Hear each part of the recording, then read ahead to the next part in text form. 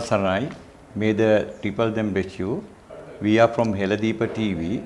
Today we are going to have a discussion with famous meditation practitioner who is in Sri Lanka, who has come from USA, Upatissa thero. Now we can have today very nice and very valuable discussion with him on especially about the meditation as well as the metta and covering all the Buddhist most important principles. Okay, shall we start the interview? Now he has come to Sri Lanka for a long period ago. Now Bhante Upatissa thero with us. Reverend sir. Do you want namaskar? Yeah. So it's customary to begin a Dharma talk with homage to the Buddha Dhamma Sangha. Namo tassa bhagavato arahato samma sambuddhassa. Namo tassa bhagavato arahato samma sambuddhassa. Namo tassa bhagavato arahato samma sambuddhassa.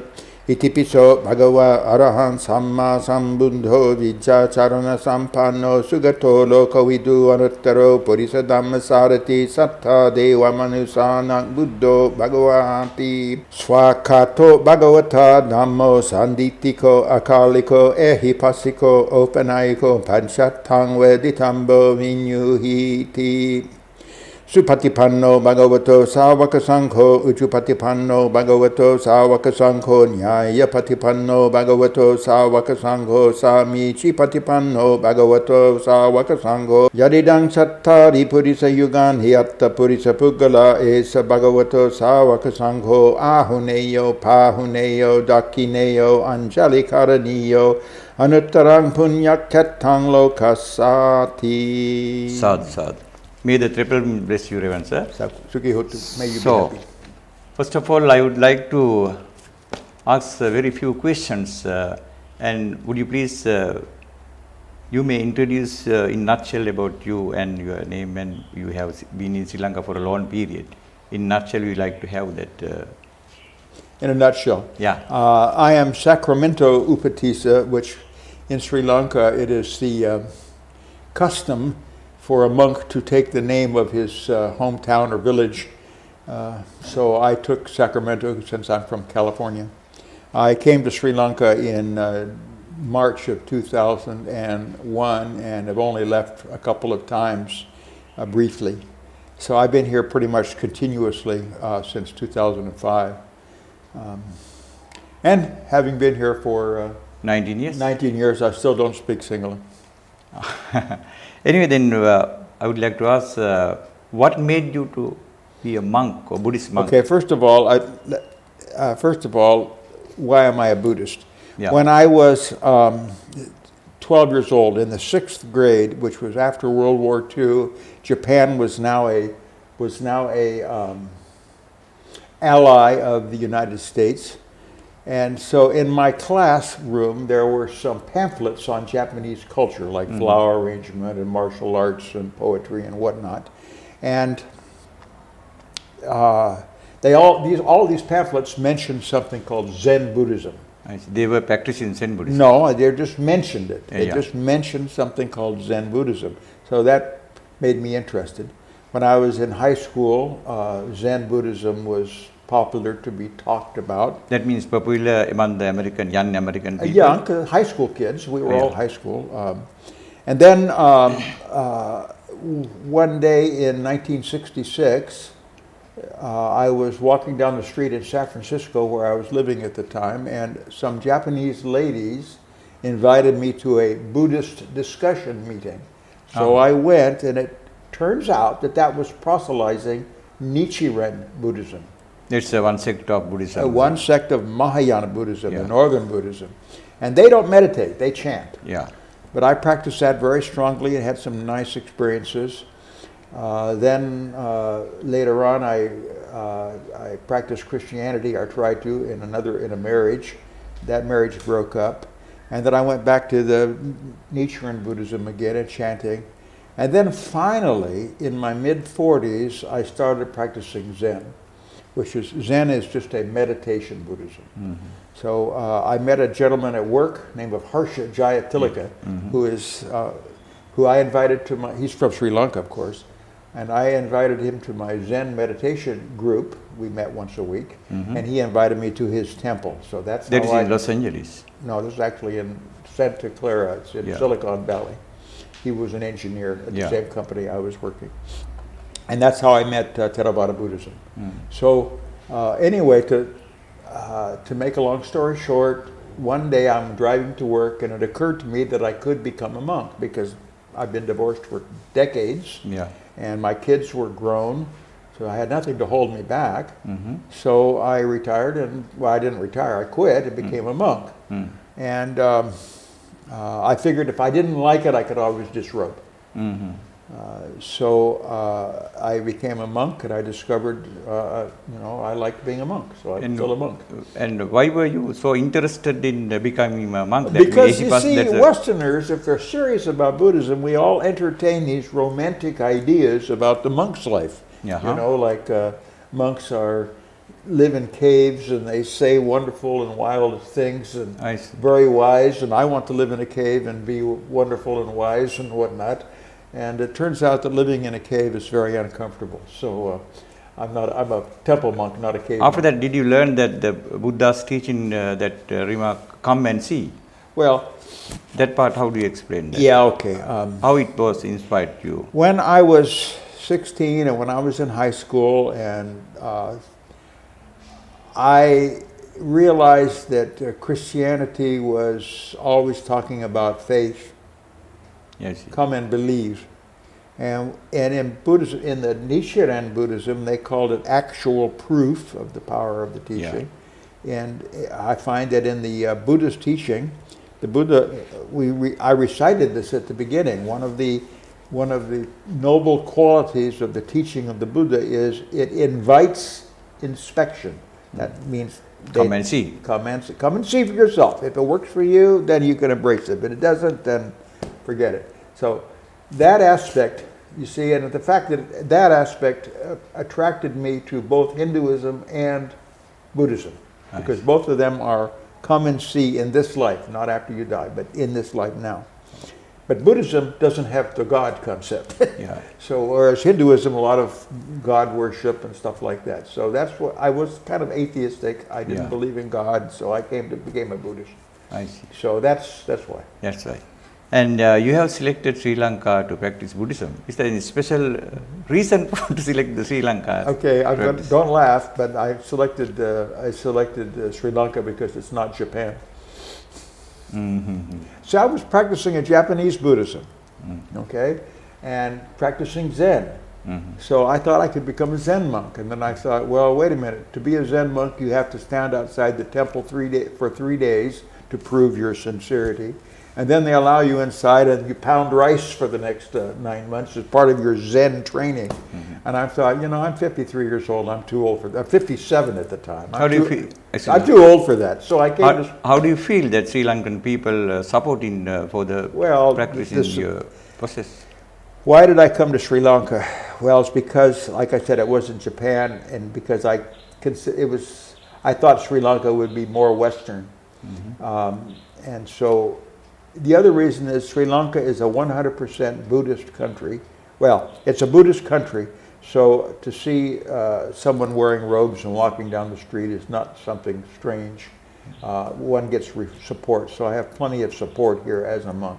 So why am I a monk? It's because, the whole purpose of the monk's life is they call it to attain Nibbana. To me, that's just pretty nirvana, that's a pretty lofty goal, but that will take long time to achieve that. Well, before that, there are so many things we can achieve. There's so many things, and the purpose of the practice of Buddhism is for the spiritual awakening. Spiritual awakening. As a matter of fact, the word Buddha literally means awakened one. Not asleeping, he's awake.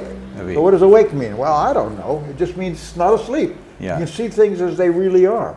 So, I could go on and on about that, but Sri Lanka supports a person who is attempting to awaken through the Buddhist path. Okay. That's why I'm here. And as you have been practicing Buddhism in Sri Lanka for a long period, and you have been meditating for a long period, Mm-hmm.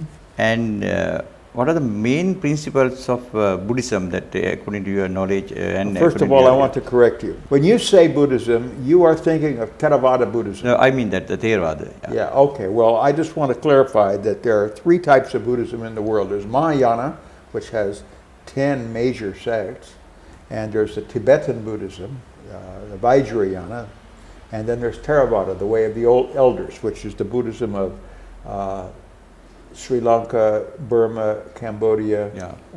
and Kampuchea. Yeah.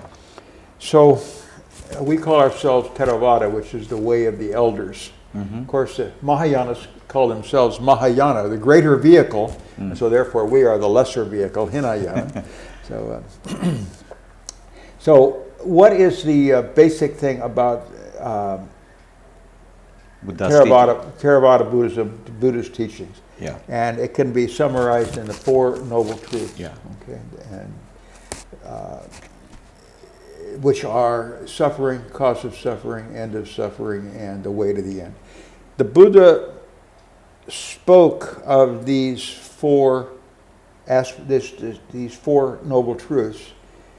He talked about his teaching in the metaphor of an Ayurvedic diagnosis. Mm-hmm. Is the person sick? Yeah. And if there is an illness, can it be cured? There's no point in having a treatment if there's no cure. Yeah. And There should be a way to cure it. so yes, it can be cured, and there is a way to cure it. Yeah. There's a treatment. So likewise, in Buddhism, the first noble truth is there is suffering. Yeah. Suffering. And what is suffering? There's mental and physical. The Buddha says in the Turning of the Wheel Sutra, discourse, he says that suffering is getting what you don't want, Yeah. or not getting what you do want, Yeah. or being separated from the loved, Yeah. or joined with the unloved. Yeah. And in short, this whole life Panchapadans, is suffering. Well, people say, wait a minute, I'm eating ice cream, it's not suffering. And I say, well, if you have a stomachache afterwards, it is. Or if you want ice cream and you can't have it, it's suffering. Or if you're disappointed, or frustrated, or angry, or sick, or your mother dies, or your mother doesn't die, but she's sick and you're worried. All this is suffering. And what you have, you don't want to lose. Yeah. And try to hang on to. So, all these are suffering. Okay, and what's the cause of the suffering? The Buddha says the cause of this suffering is grabbing on. Grabbing it. Tanha. Literally, tanha comes from Sanskrit trishna, meaning thirst. Thirst. Yeah. Being thirsty. Yeah. So then, but this happy life, this release, this enlightenment can be achieved. And the way to achieve it is through the Noble Eightfold Path. Yeah. So This is the way to achieve the goal of that. Yes, sir. So the Buddha said that suffering is to be understood. Yeah. Okay. He said also that the cause of suffering is to be abandoned. Yeah. Let go of what you're grabbing onto. And he says the end of suffering is to be realized. Yeah. Not after you die, but here. We're here to find it out now. And finally, the way to realize the end of the suffering is through this Noble Eightfold Path, which is right view, right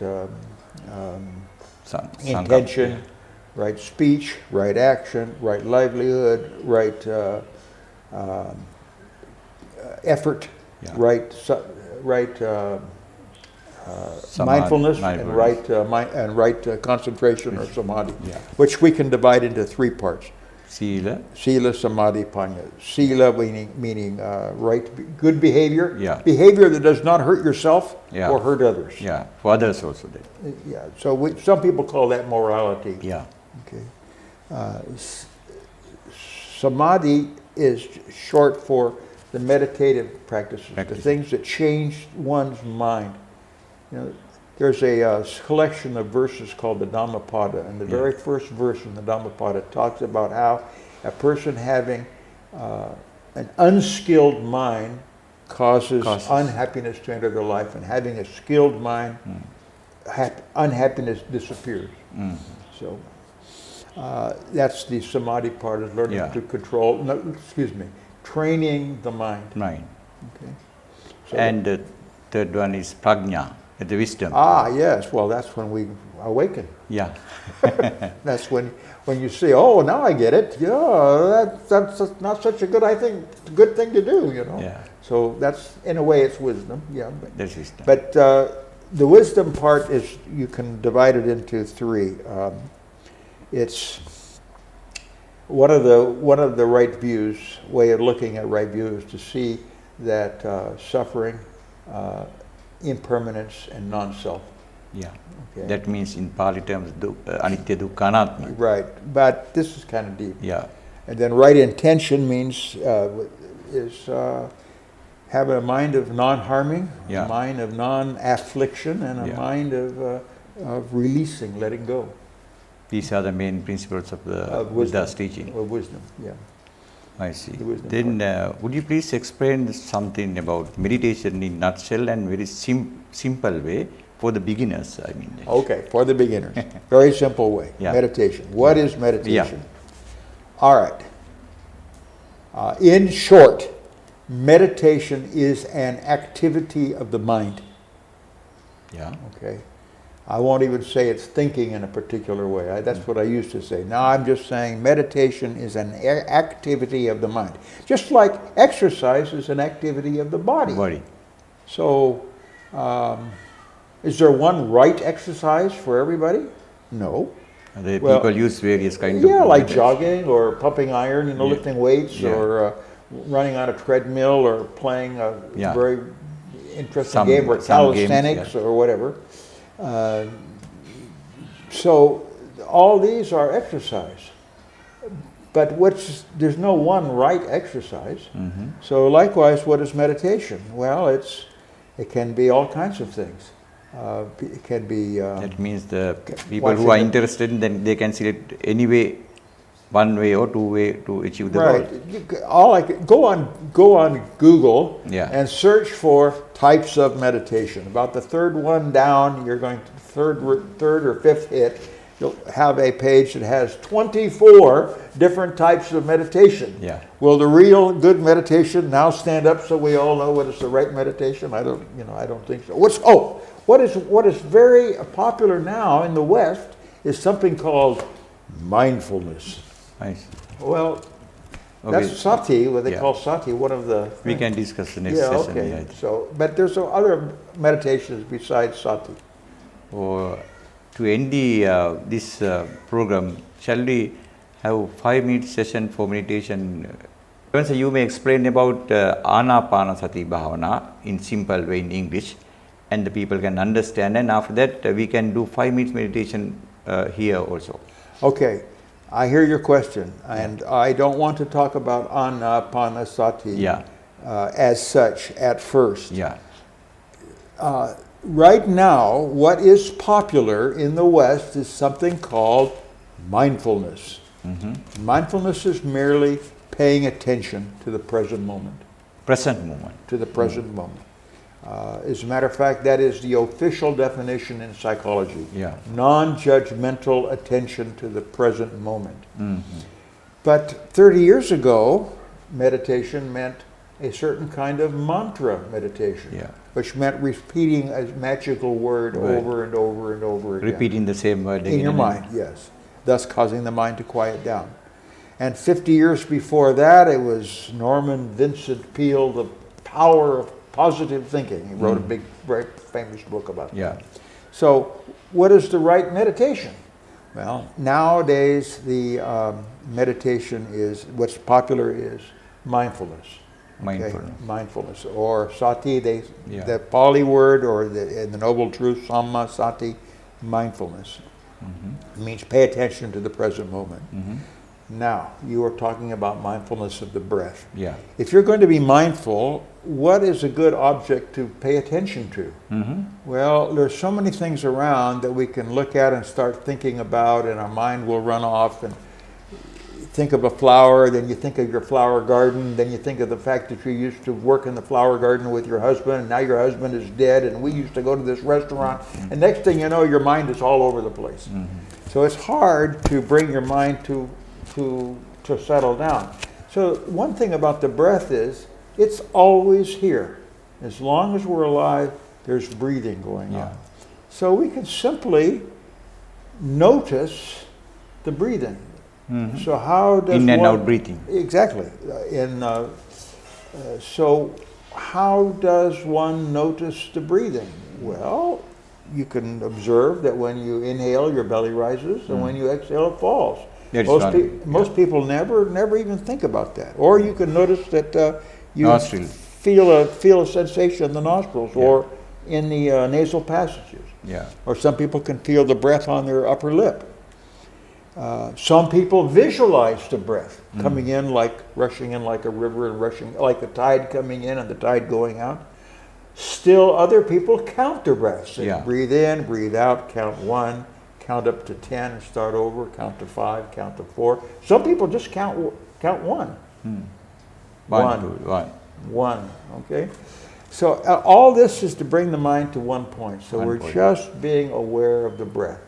Now, what the mistake that beginners make, there's 2 mistakes they make. The first mistake is they notice that the mind will not stay on the breath. That is normal. That's the normal nature of the mind. That is. It's normal. So when we notice the mind wandering, we just notice, now I'm wandering. Oh well, back to the breath. Back to the breath. We don't criticize ourselves. We don't force the things to... we don't criticize ourselves. We don't get disappointed. We don't say, I can't do this. We just come back to the breath. And we'll do that for about 5 minutes. Now, the other mistake that beginners make is after meditating the first time, they feel some tremendous feeling, some feeling they've never felt before, like they're floating or something. Sometimes this happens, not always. And then the next time they meditate, they don't get that feeling. And they think, oh my goodness, I'm doing something wrong. No. All kinds of things happen when we're meditating. The point is just keep coming back to the breath. And in this way we learn to keep the mind on one point. And later on we can talk about the benefits of doing this and so on. Shall we go 5 minutes, 20 minutes? Sure. So let's practice mindfulness of breathing.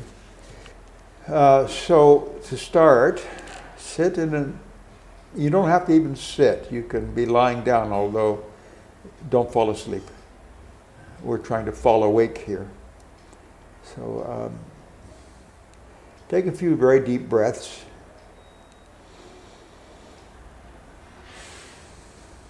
Overfill the lungs and then try to blow all the air out.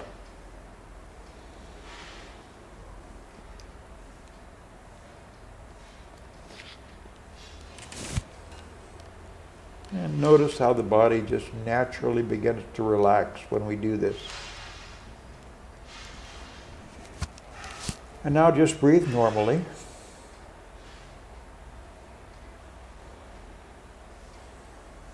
And bring your attention to the breath. At the belly or nostrils or lip. Wherever the breath is most prominent for you.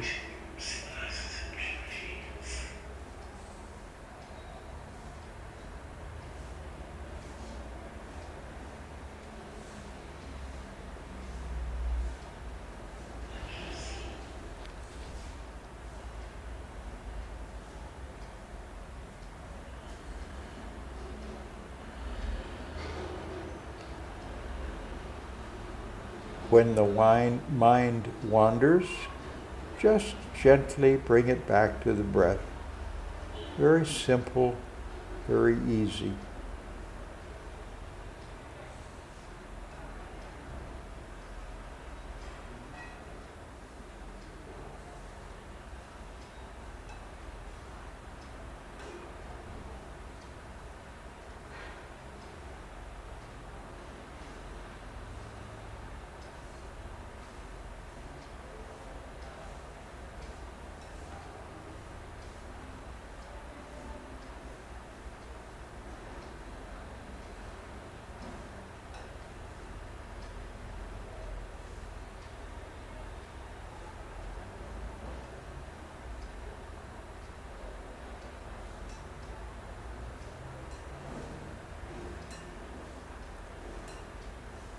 Simply be here with the breath.